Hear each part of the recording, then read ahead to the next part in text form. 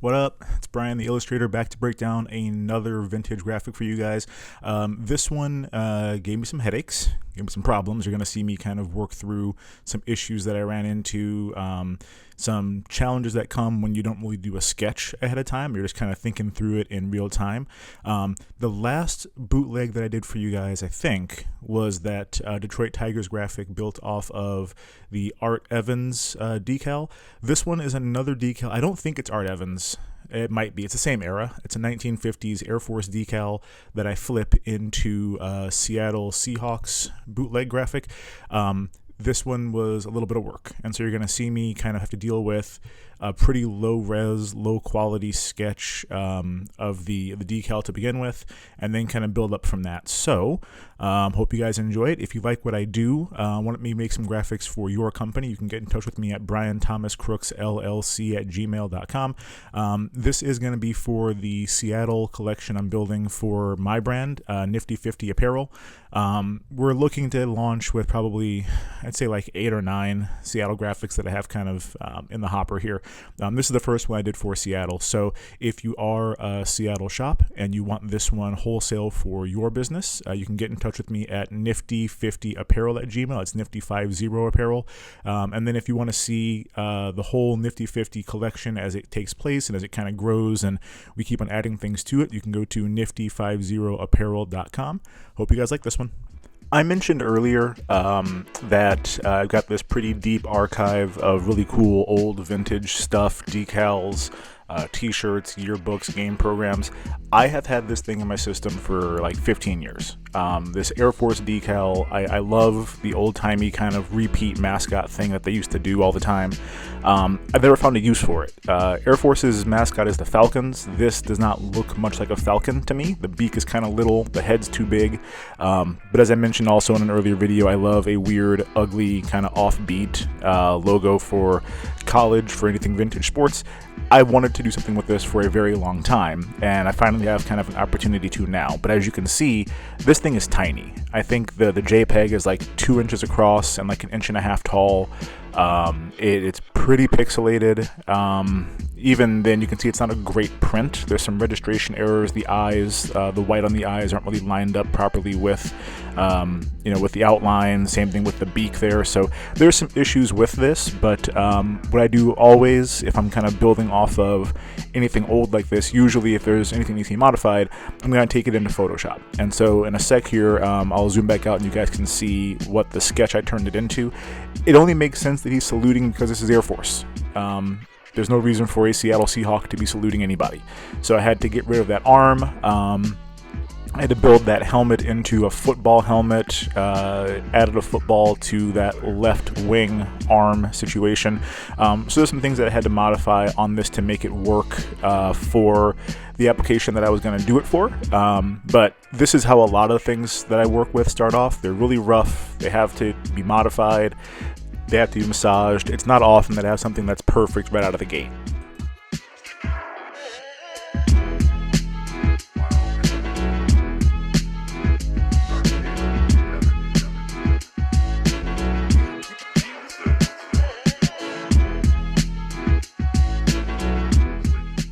And here's my sketch. So I made the beak a whole lot bigger because, Hawks, Falcons, they usually have bigger beaks than smaller ones.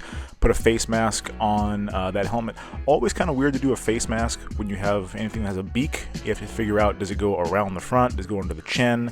Do you want to have a face mask at all? But, for football, you need to have a face mask. Otherwise, it's going to break that beak. And then I went ahead into my sports archive, found a football that I liked and popped that into the arm there and kind of built that wing out of the left arm. But yeah, this took a little bit of time to modify to get it ready to go for this graphic. But now I'm going to go ahead and speed things up and get this trace going, and we will build this part of the graphic.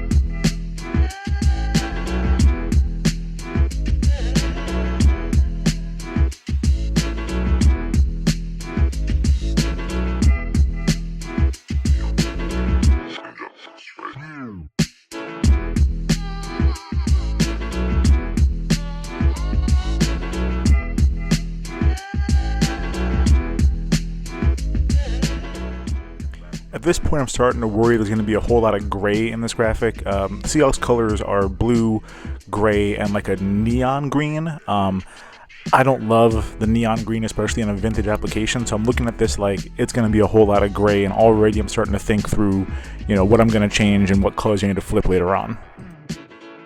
So the first flip is going to be the helmet. Seahawks helmets are navy, so that helps a little bit. It's always kind of tricky if you're going to have a navy outline on something to also have a fill that's navy. It kind of blends in together, but adding a little bit of white detail I think does help. And then I'm also thinking about what I'm going to put behind this. Am I going to add a big thick stamp stroke? How am I going to differentiate this from the ground color of the shirt? Because it's going to be a whole lot of gray, a little bit of white, and like a lot of navy. And so I'm trying to think through how not to have this all blend in into one kind of solid mush.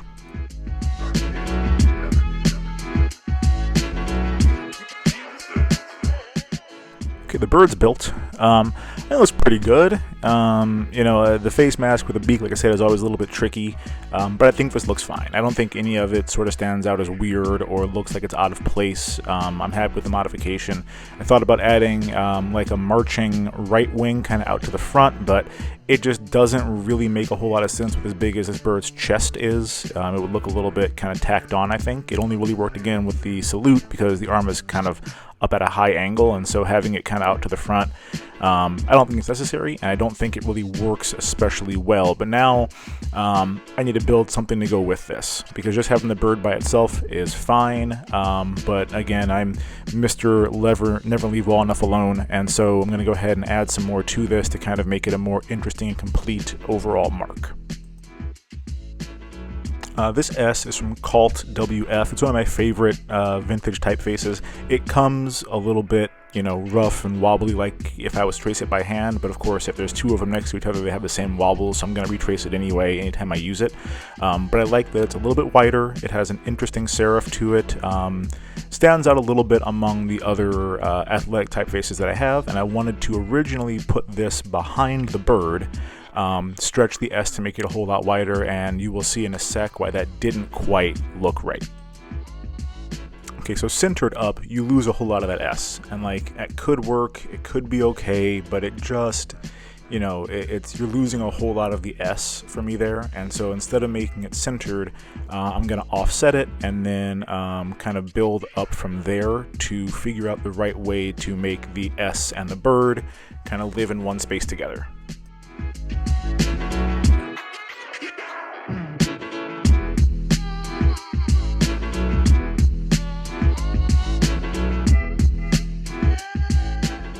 So here the bird and the S are hanging out together, but without me having selected the bird, that helmet and the S, and then the tail foot kind of combination, the S really do blend into each other way too much.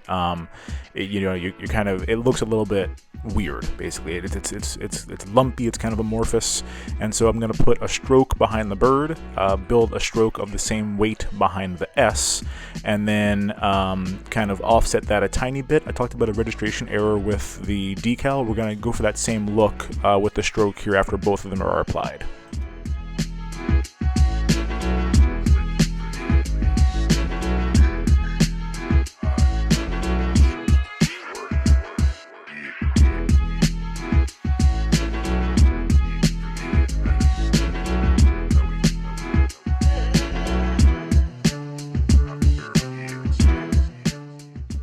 I talked before about the danger of working without having any kind of a sketch and just kind of letting it fly.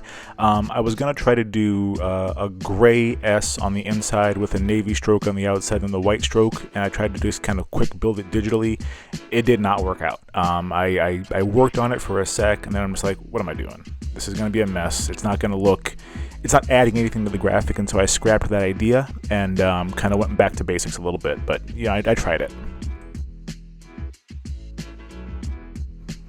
Alright, so once I ditch that idea, offset the stroke a little bit, we're going to go ahead and put in kind of a taller typeface. This one is Winning Team. I like it because it has, kind of a built-in inside-outside part to it. I originally toyed with doing the foundation year, which, is a nice touch for a lot of these graphics. Again, didn't work. I realized that one kind of quickly, and now as I'm building in the text, I'm trying to think of what else I'm going to add to kind of embellish this graphic, upscale it some, make it look, more complete than just having Seattle arched over the bird, because, like I always say, anybody can just put the team name or the city name arched over a logo. You want to add a little bit something special to make your graphic stand out a little bit more.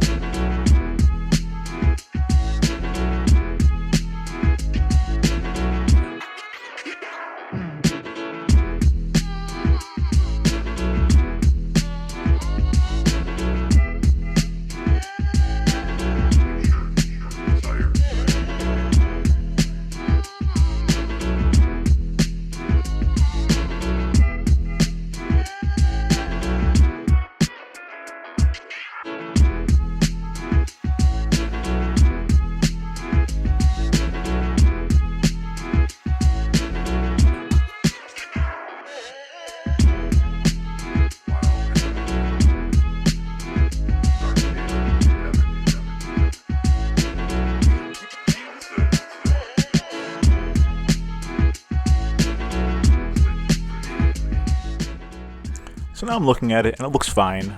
This is going to go onto a navy ground, so that S is going to be kind of hollow. I do like the look of PMS 429C with white.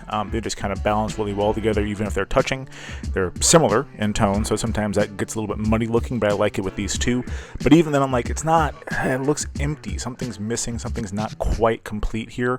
And so in a sec you're going to see that I toy with dropping some stars in. I think better of that, and I go to the 3 stripes, thick, thin, thick. Those are called Northwestern stripes.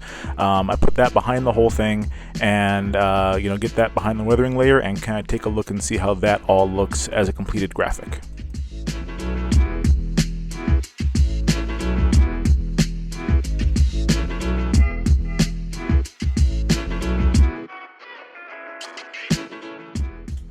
At this point I thought I was done. I was ready to go with this, but, bitch, you thought, right? I mean, Mr. Can't Leave All Enough Alone strikes again. I came back hours later and said, I'm not happy with it. Let me change some things on it. So I'd take out those stripes, and then you kind of see where I build off to after that. So I make a copy off to the side. I don't want to get rid of the original in case this idea doesn't work out. I don't want to trash, the work that I had done.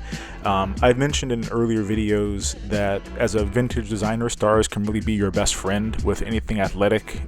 There's other applications for them too, obviously, but with athletics, stars tend to work really well. They fill negative space. They make the whole thing look a lot more interesting and more dynamic, and you don't have to do a ton of work to add some visual interest to the overall graphic. And so I don't want to use too many. You put in a whole lot of stars, it gets really crazy busy looking really fast, but I put in 7. I want to keep it balanced on each side, but I don't want to just have a copy and paste. And so once I have 7 on the right and 7 on the left, I modify the ones on the right so it's not just an identical mirror image of the ones on the left. I tinker around with this a lot. I mess with the placement a little bit. I move them around. I don't want them to be too close. I don't want them to be too spaced out. I don't want them to be too far outside of the frame of Seattle on the top.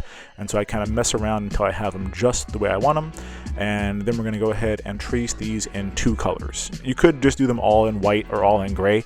For me, mixing up the 2 colors makes it a little bit more interesting, a little bit more dynamic. And I think this is a better solution than the Northwestern stripes that I had originally.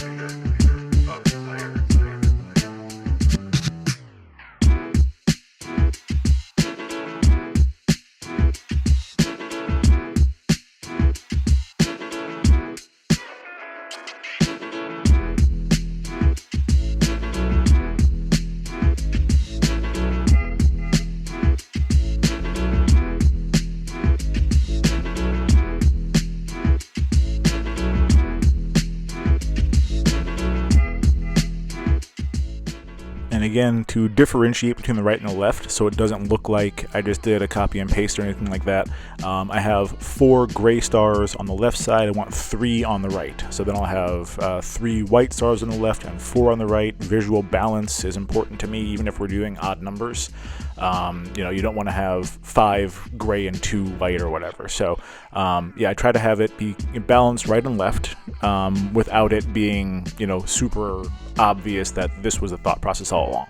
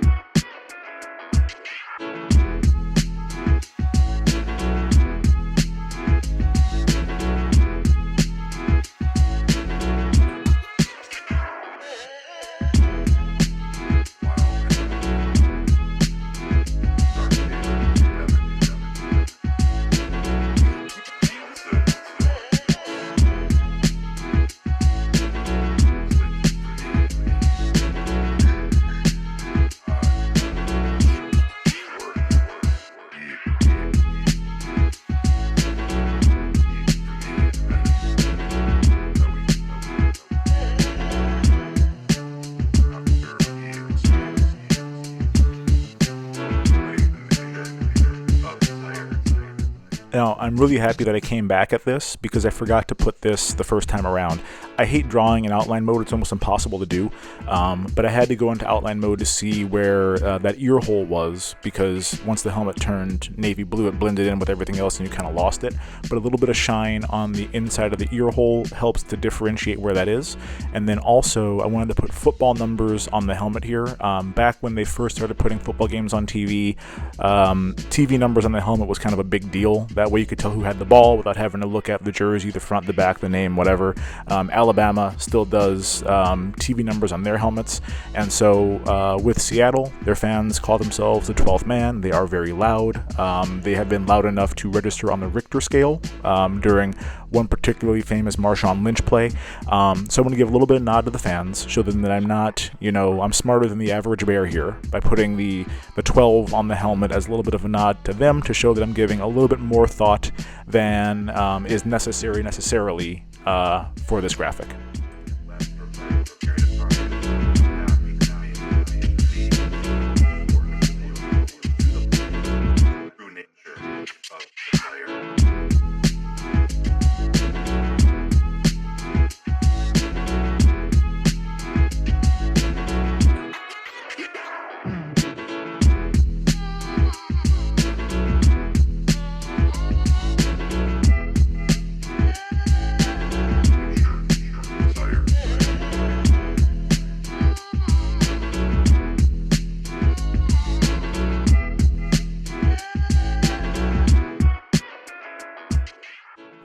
And now we are officially done. This graphic is finished. I'm so much happier with it, with the TV number on the helmet and with the stars than I was with the Northwestern stripes. I'll use them for something else later. I use them, on and off when they kind of fit the application, but in this one, it just didn't feel quite right to me to fill that space.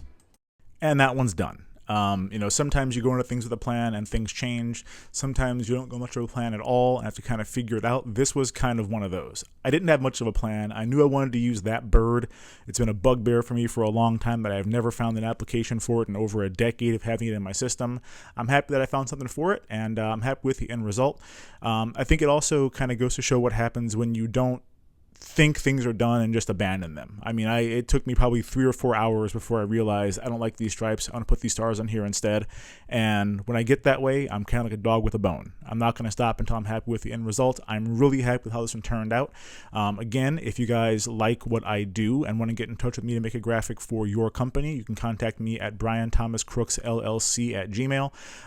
If you want this shirt wholesale for your store, if you're a Seattle merchant or anywhere in Washington, or if you're just an area where there happen to be a lot of Seahawks fans, you can get in touch with me at nifty50apparel@gmail. If you want to see all of the Nifty 50 graphics that we have, you can go to nifty50apparel.com.